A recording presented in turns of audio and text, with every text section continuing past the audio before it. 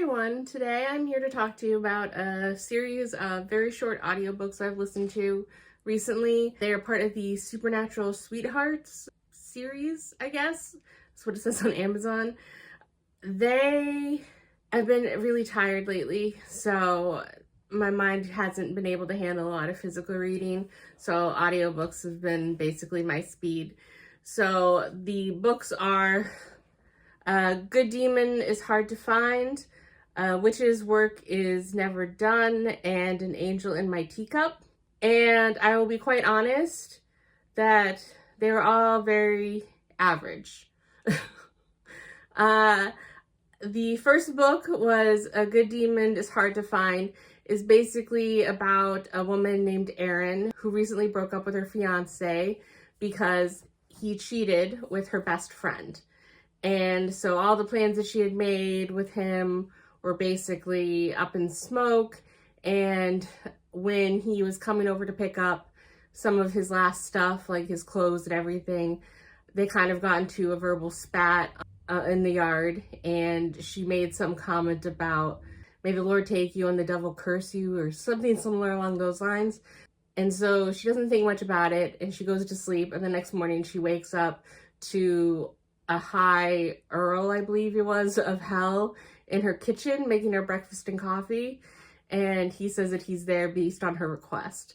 And so his name is Andromalius Oliver, Andy for short.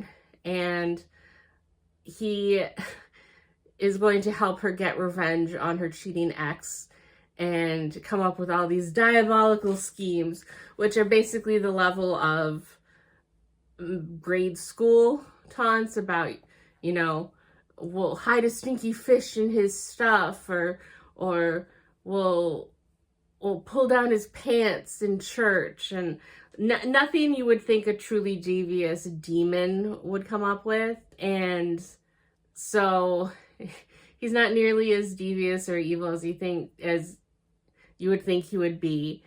And obviously she's kind of hesitant to believe him at first or know what to do in the situation. And apparently it's a situation where he's basically as new to this as she is, because according to him, there's no need for demons to wreak havoc on Earth because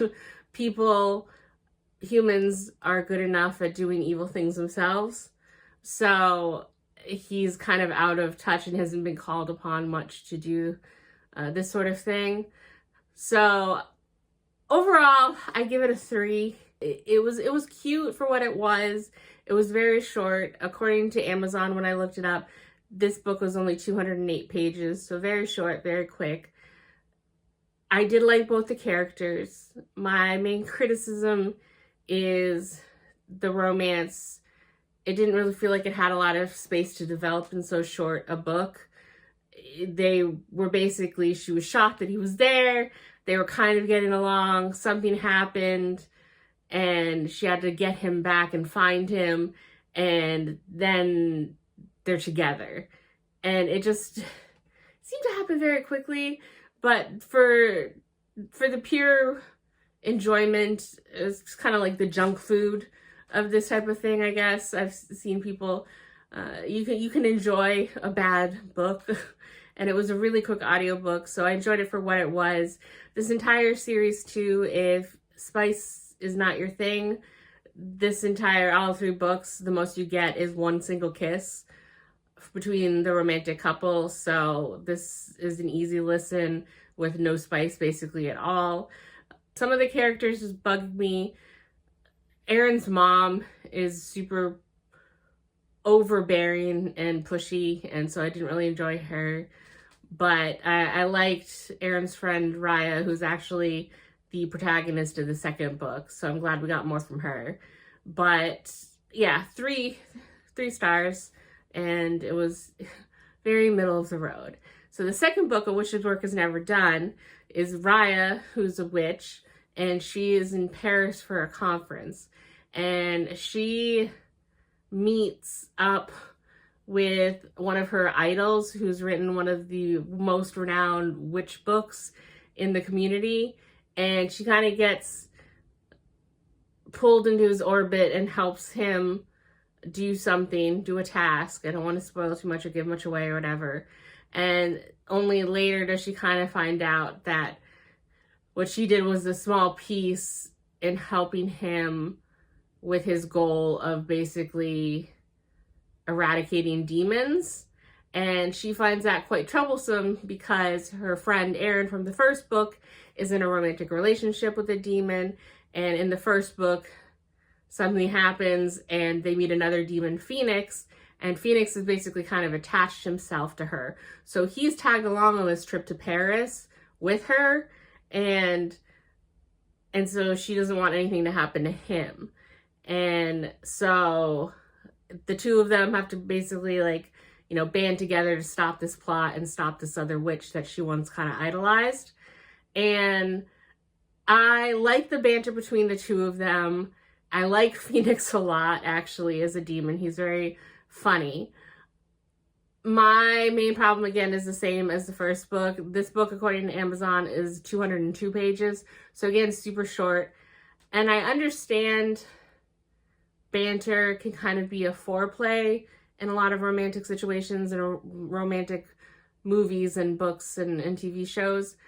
When done well, it didn't really come across that way in these books.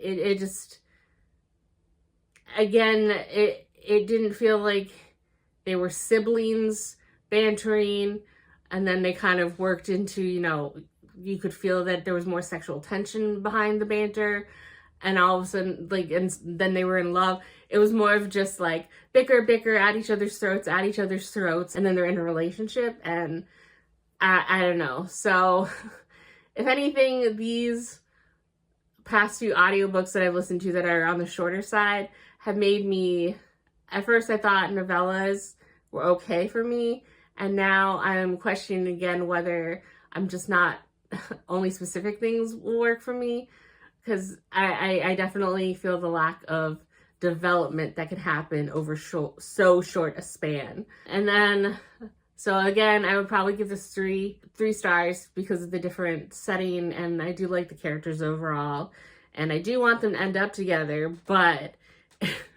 I just wish there was more. And then the third book in the series was, honestly, I don't understand why it's a thing.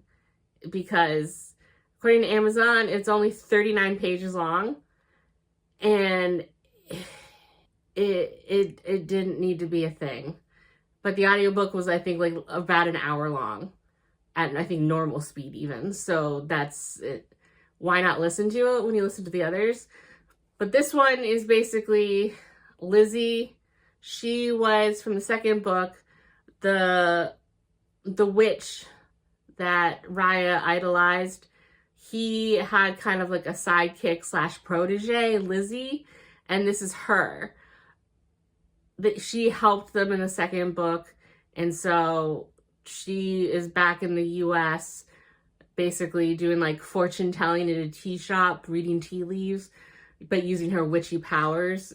And then the romance is between her and an angel you meet in the second book, Justinian. And he basically comes and visits her, and they go about town on a few errands, and then suddenly they're in a relationship. And it seems to have come out of almost nowhere, and it wasn't developed at all. I didn't even really know anything about the characters other than the bare minimum. And I just felt it was basically a waste of time, even for the little amount of time that I put into it. So I would probably give it a 2.